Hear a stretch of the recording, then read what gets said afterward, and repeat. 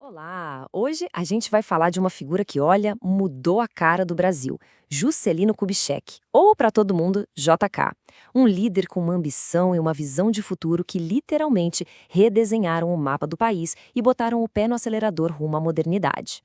E tudo começa aqui, com essa promessa, uma promessa ousada, poderosa, que virou o lema do governo dele: 50 anos em 5. Pensa só, uma frase que capturou a imaginação de um país inteiro e que, no fim das contas, definiu uma era super dinâmica da nossa história. Mas olha, essa promessa não era só um slogan de campanha, sabe? Era muito mais. Era a missão, o centro de tudo na presidência do JK. O compromisso era claro: fazer o Brasil avançar 5 décadas de progresso industrial e estrutural em só 5 anos de mandato. Quase nada, né? Tá, mas quem era o homem por trás dessa promessa gigantesca? Juscelino Kubitschek, o JK. Veio lá de Diamantina, em Minas Gerais. E o curioso é que a carreira dele começou assim bem longe da política, dos palácios. O sonho dele era outro, era ser médico. A jornada dele até a presidência, aliás, não foi nada convencional. O caminho que levou JK ao poder não começou com discursos inflamados ou comícios. Começou com um estetoscópio na mão.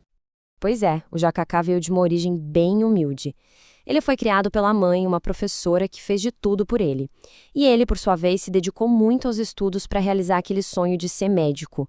Ele foi tão longe que chegou a se especializar na Europa antes de voltar para o Brasil.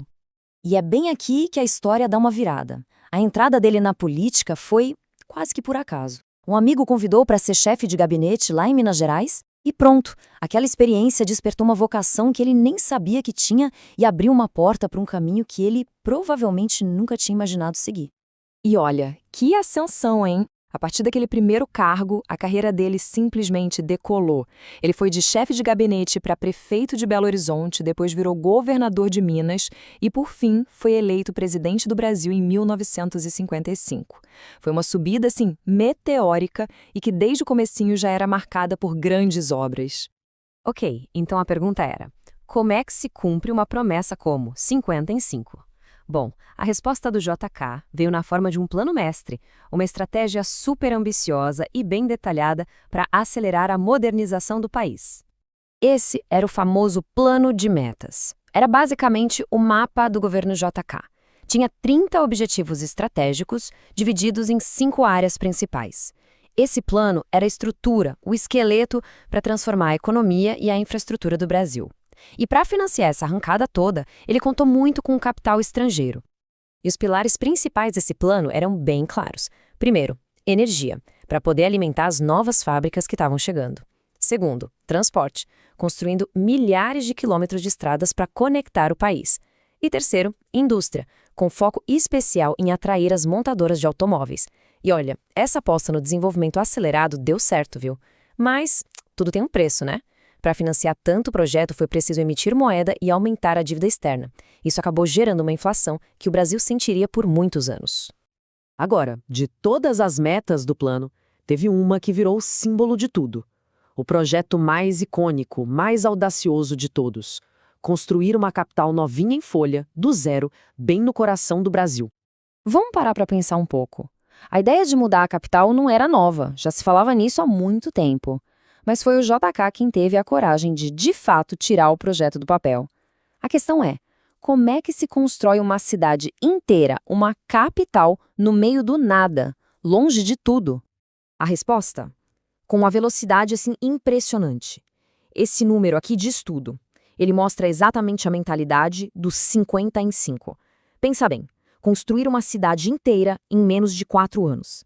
É um feito de engenharia, de vontade política, que é quase inacreditável. E o ponto-chave aqui é o simbolismo da coisa. Mudar a capital do Rio de Janeiro para Brasília não era só uma questão de logística, sabe? Era uma declaração de intenções. Era trocar o símbolo do passado colonial, lá no litoral, por um símbolo de futuro, moderno, central, feito para finalmente integrar o interiorzão do Brasil. E para criar esse símbolo de futuro, claro, JK chamou os melhores. O arquiteto Oscar Niemeyer, com aquelas curvas e formas que era uma revolução para a época, e o urbanista Lúcio Costa, que desenhou o famoso plano piloto com formato de avião. Foram eles que deram a forma que tornaram concreto o sonho do JK. Mas no fim das contas, qual foi o legado desse projeto gigantesco? E o que aconteceu com o homem que ousou sonhar tão alto depois que o mandato dele acabou? Bom, depois de deixar a presidência, o JK continuou na política, virou senador. Só que a carreira dele foi interrompida de forma bem abrupta em 1964, quando o novo regime militar cassou os direitos políticos dele. E, tragicamente, a vida dele terminou num acidente de carro em 1976. Mesmo com esse fim abrupto na carreira política, o impacto do governo JK é inegável. Ele deixou para trás um Brasil diferente. Um país mais industrializado, com uma rede de estradas enorme e uma capital super audaciosa que até hoje é um símbolo de modernidade. E tudo isso nos leva a uma reflexão final, né? O legado do JK é a prova de que sonhos grandes podem sim se tornar realidade. Mas todo esse desenvolvimento acelerado, financiado com dívida que gerou inflação, tudo isso nos faz pensar na complexidade da coisa. Então fica a pergunta no ar: qual é o verdadeiro custo do sonho de uma nação?